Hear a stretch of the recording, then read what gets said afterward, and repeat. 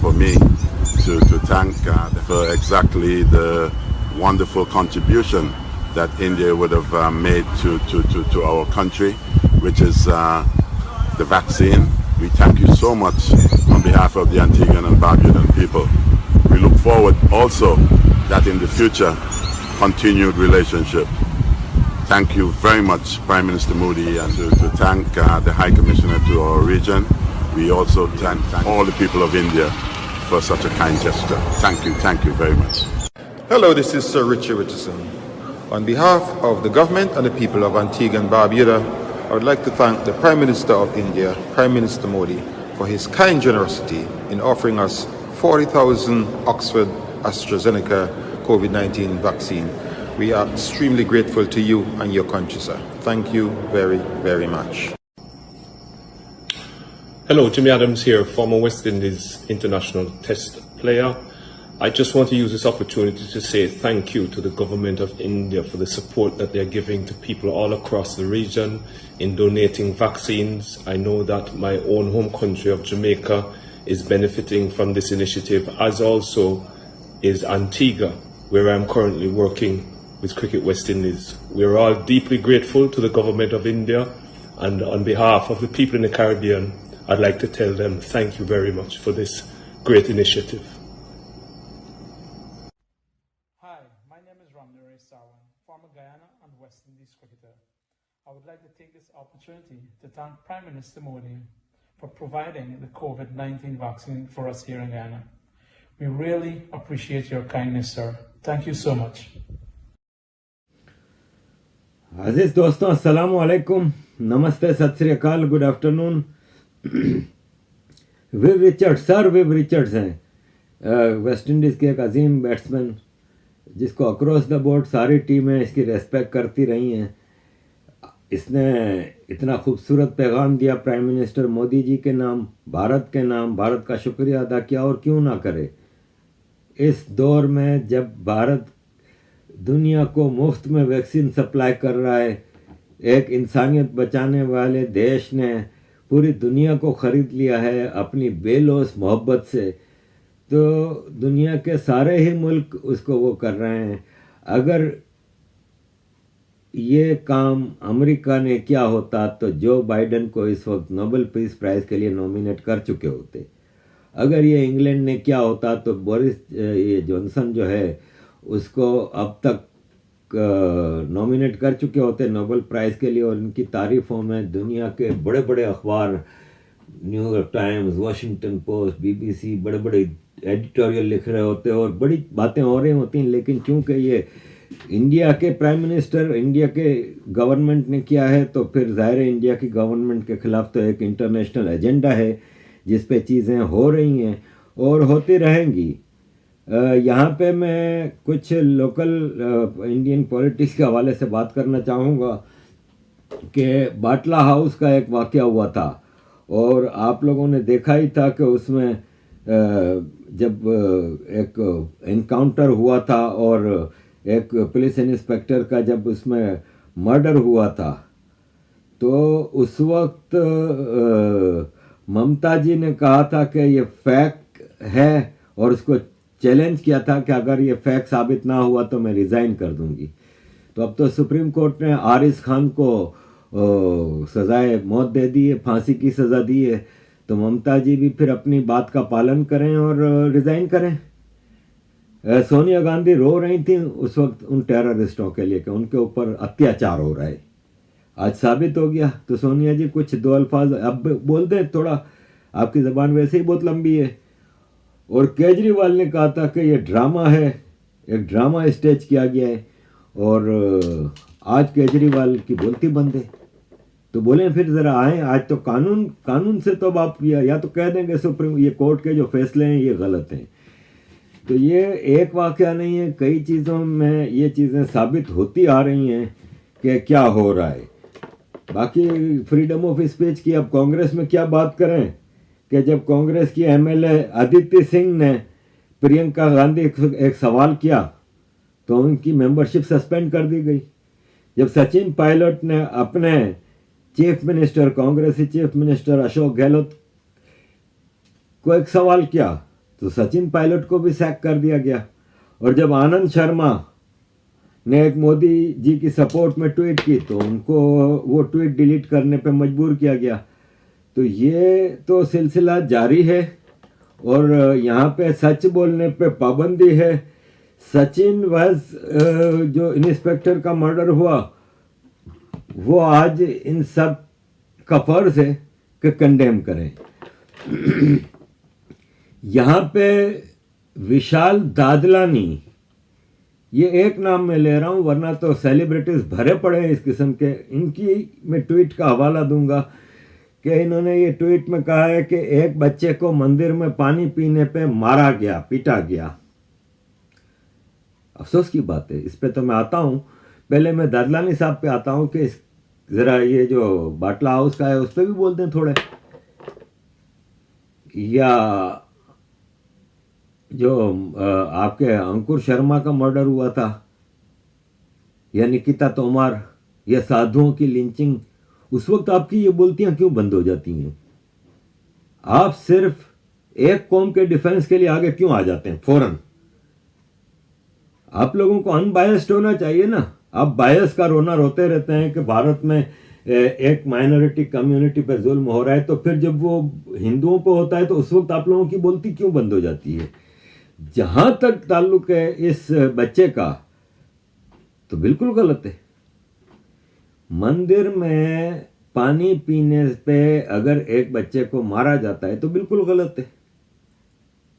इसको तो कोई, और आप इस पे ये देखें कि जब मुसलमानों की तरफ से, किसी एक मुसलमान की तरफ से कोई गलत काम होता है, जैसे कि ये मुंबई में एक साहब पकड़े गए हैं, इनका नाम भी देख लें, इस्लामिक नेम है, इन्होंने बेशुमार कुत्तों का रेप किया है।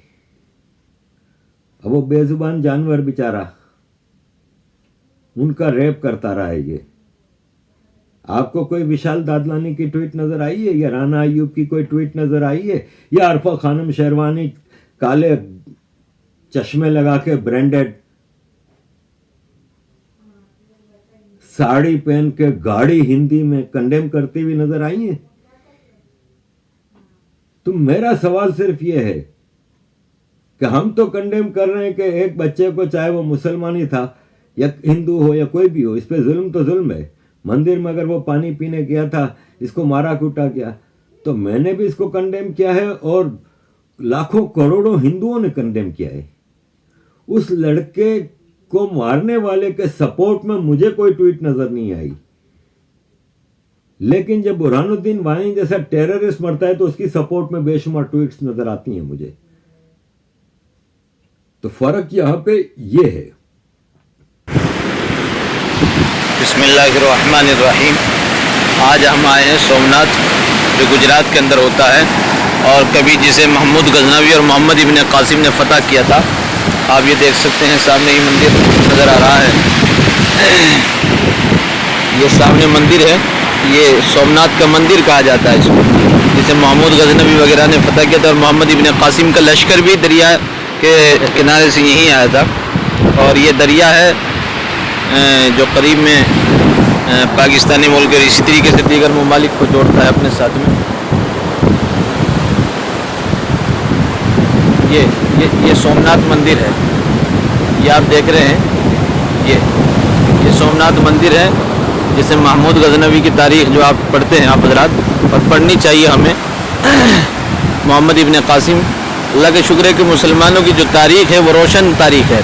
हमें किसी भी एतबार से न दबने की न झुकने की किसी भी एतबार से नहीं है। अल्हम्दुलिल्लाह हमारे असलाफ ने बड़े नुमाया कारनामे अंजाम दिए थे। हमें चाहिए कि हम उन कारनामों को ख़ुद भी पढ़ें और दूसरों को भी उसको पढ़ाएं और दिखाएं कि हमारे कारनामे अल्हम्दुलिल्लाह रोशन बाब के अंदर लिखे हुए हैं।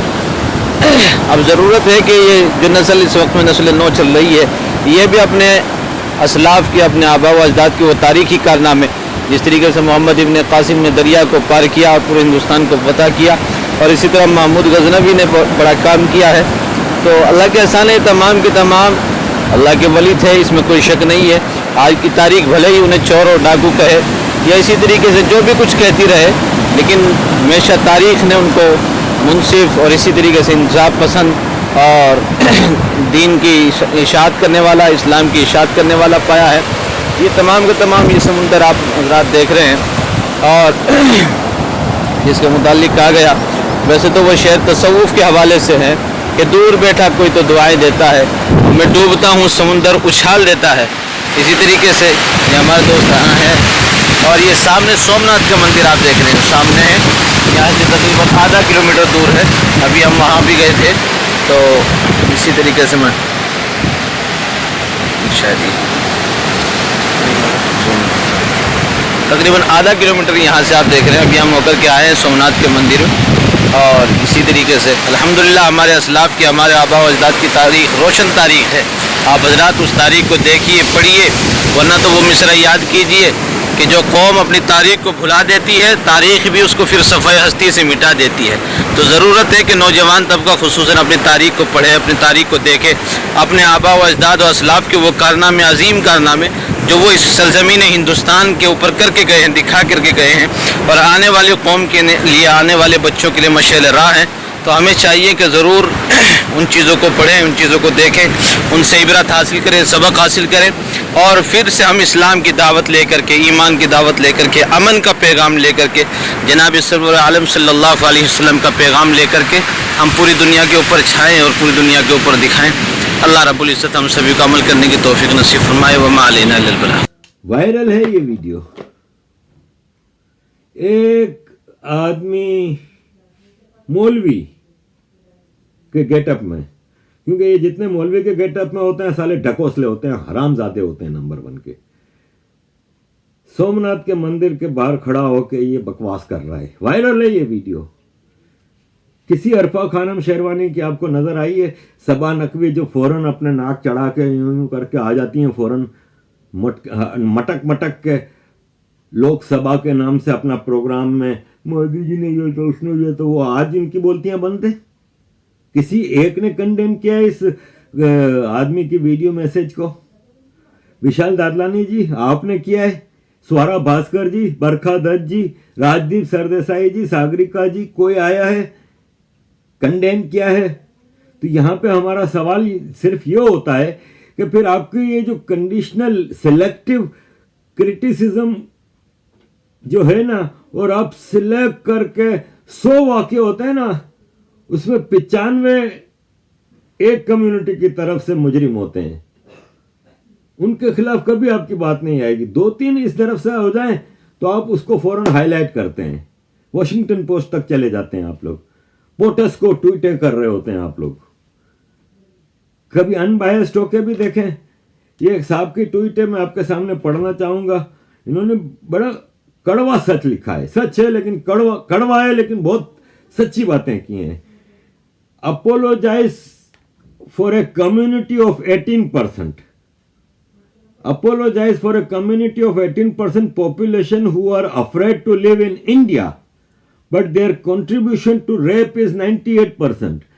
पॉपुलेशन में 18% है, 98% रेप में शामिल हैं, 95% रॉबरी डकैतियों में है, 100% टेररिज्म इन्होंने की है। कोई एक नॉन मुस्लिम बता दें इंडिया में किसी ने टेररिज्म किया हो। पॉपुलेशन 300% बढ़ा रहे हैं अपनी, हेल्थ बेनिफिट 800% ले रहे हैं, टैक्स में कंट्रीब्यूशन 0.1%। सच है, कड़वा जरूर है लेकिन सच है। डिनाई कर सकता है तो कोई कर दे, इसको कोई डिनाई कर सकता है? ये जरा गौर से देखिएगा, बच्चे बिठा दिए इन्होंने, ये मैसेज देना चाह रहे हैं हमारी बदमाशी है, जो करना है कर लो। ये मैसेज देना चाह रहे हैं कि ये हमारी यहां पे बदमाशी है, हम तो इसी तरह करेंगे। बच्चे बिठा दिए। अब देखें, सफ है ना, नमाज का जो रूल है कि सफ में नमाज पढ़ें, 2 आदमियों की भी सफ होती है, 2 आदमियों की, तो आप 2-2 की 4 सफे बना के यूं एक लाइन में पढ़ें। अल्लाह ने साफ कहा है कि मेरी इबादत की खातिर मेरे बंदों को तकलीफ ना दो। ये यहां पे बसें रुकी हुई हैं, पूरी ट्रैफिक रुकी हुई है। अगर आपने नमाज ही पढ़नी और सड़क पे ही पढ़नी है तो आप दो की सफ़े 5, 6, 10, 12 लाइन से बना लें कॉर्नर में जाके। आप बीच सड़क में इस तरह सब बना के रोड ब्लॉक करके क्या मैसेज देना चाह रहे हैं? फिर आप विक्टिम कार्ड लेके घूमते हैं। एक हिंदू जय श्री राम बोल दे तो उसको मारना शुरू कर देते हैं। कम्युनल हो तुम, हिंदू एक्सट्रीमिज्म। राना अयूब, ये इस्लामिक एक्सट्रीमिज्म के बारे में कब बात करोगी तुम? हिंदू एक्सट्रीमिज्म पे तो फौरन तुम्हारी कि हम we are living in a country which is now not democratic and it is a Hindutva extremist. कभी इस इस्लामिक एक्सट्रीमिज्म के बारे में भी बात कर लिया करें, आपको आटे दाल का भाव पता चल जाएगा। देखें,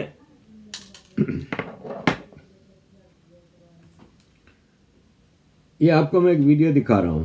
ये उस मंदिर के कर्ता धर्ता की वीडियो है। जरा मैं सहमत हूं नहीं हूं उस बात को छोड़ें, जरा गौर से इसको सुनिए। हम 24 घंटे जान के खतरे में रहते हैं। यहां पीएफआई हमारा कत्ल करना चाहती है, यहां ओवैसी की पार्टी के लोग हमारा कत्ल करना चाहते हैं। हमारी 20 एफआईआर हैं। हमारे यहां पंचायत करके मुसलमानों ने यह कहा था कि कुछ भी करके इसे मार दो, और जब मुझे नहीं मार पाए तो उन्होंने डॉक्टर बीएस तोमर को मारा। पूरी दुनिया के सामने, सीसीटीवी कैमरे के सामने आया, सामने मारा। मैंने क्विंट को कभी इस पर कोई डॉक्यूमेंट्री बनाते नहीं देखा। तो मुझे बड़ा दुख होता है जबकि आप झूठी घटनाओं को लेकर हिंदुओं को बदनाम करने के लिए मंदिरों तक पहुंच जाते हैं, लेकिन जो सच्ची घटनाएं होती हैं उन पर कभी ध्यान नहीं देते। ये झूठी घटना कैसे है? झूठी घटना कैसे नहीं है ये? झूठी घटना उसने कहते, हर चोर पिटने के बाद यही कहता है कि मैं इस काम के लिए आया था। हमारे बच्चों ने उसे मारा है, क्योंकि हमारे बच्चे आने वाले हर मुसलमान को सच्ची निगाह से देखते हैं। हमें इस मंदिर में पत्रकार भी मुसलमान नहीं चाहिए, सरकारी अधिकारी भी मुसलमान नहीं। हमें कोई मुसलमान इस मंदिर के अंदर किसी कीमत पर नहीं चाहिए। और ये सारे प्रशासन शासन को पता है, ये सारे पत्रकारों को पता है, ये दासने के एक एक बच्चे को पता है कि इस मंदिर के अंदर जाएंगे तो आप ऐसे नहीं आ सकते, क्योंकि हम उनसे डरे हुए हैं, भयभीत हैं। और ये जो बंदूकें इतनी सारी दिखाई दे रही है ना, केवल मुसलमानों के डर से है इतनी बंदूकें। हमें बंदूकों का शौक नहीं है, हमें एक एक पैसा भीख पे लाना पड़ता है। हमें 15-15 बॉडीगार्ड रखने पड़ रहे हैं, 15-15 शार्प शूटर रखने पड़ रहे हैं, केवल इसलिए कि ये हमारा कत्ल करना चाहते हैं। पिछली साल यहां का विधायक असलम चौधरी, उसके बेटे को पीटा था हमने, लड़की छेड़ रहा था यहां पे घुस के मंदिर में, तब तो क्विंट ने नहीं करा, न वायर ने, वो भी तो नाबालिग ही था, वो भी तो नाबालिग था। हमने पीटा था, सीसीटीवी कैमरे की घटना थी, पुलिस में दबाव डलवा के ये घटना वापस करवाई। ये मंदिर हमारी प्रॉपर्टी है, सार्वजनिक नहीं है। ये सनातन धर्म के मानने वालों का मंदिर है, हमारा मंदिर है ये। तो आपने देखा, अब दूध का जला छाछ भी फूंक फूंक के पीता है। तो इस सूरत हाल में जब इतने चीजें हो गई हैं, जब 17 बार आपको सोमनाथ का मंदिर तबाह करने के बाद भी चैन नहीं है, तो आज आप 18वें हमले की दावत दे रहे हैं। जब ये पंडित साहब फरमाते हैं कि किस तरह मंदिरों में इन्वॉल्वमेंट होती जा रही है मुसलमानों की, क्यों सरकार इसको क्यों मेंटेन नहीं कर सकती कि जब किसी मस्जिद के कमेटी में कोई हिंदू नहीं हो सकता तो मंदिरों की कमेटियों में क्यों हिंदू होते हैं? इंडिपेंडेंट करें ना मंदिरों को भी। और बाकी बॉटम लाइन मेरी वहां पे ही है कि मंदिर हो, मस्जिद हो, गुरुद्वारा हो, चर्च हो, कहीं भी कोई बच्चा पानी पीने जाता है, उसको मारना तो दूर, उसको रोकना भी इंसानियत के खिलाफ है। पानी तो जंग के दौरान दुश्मनों को भी पिलाना जायज है, तो फिर यहां तो ये आपके भारतीय शहरी हैं।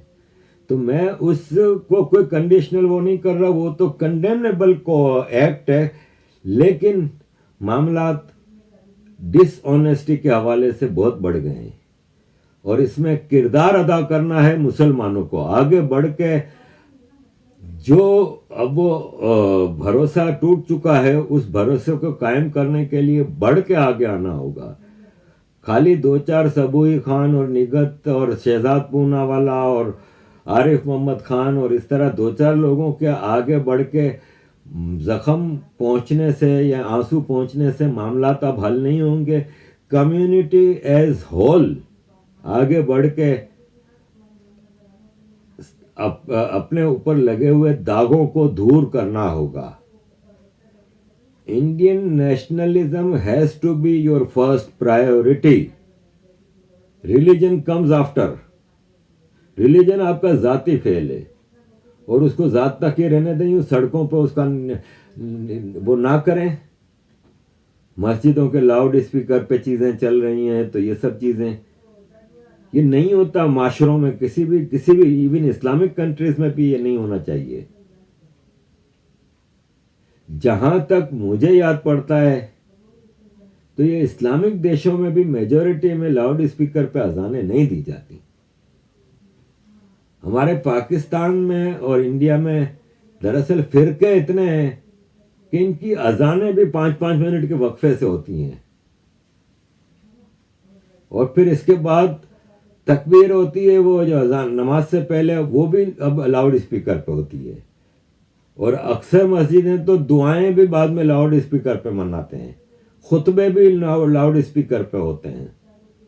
तो दिन में 5 बार ये लंबे चौड़े सिलसिले तो पूरा दिन चलता रहता है। तो अल्लाह ताला ने तो क्लियर अल्फाज में कुरान में फरमाया है कि मेरी इबादत की खातिर मेरे बंदों को तुम तकलीफ नहीं दे सकते। ये बॉटम लाइन है। आप ये देखें कि दुनिया के हर मुल्क में कानून होता है कि हॉस्पिटल के करीब में आप हॉर्न, गाड़ी का हॉर्न नहीं बजा सकते, बल्कि इन देशों में तो वैसे भी आपको हॉर्न बजाने की इजाज़त नहीं। हमें तो कभी यहाँ पे सड़कों पे हॉर्न सुनने में नज़र नहीं आते unless in case of very emergency.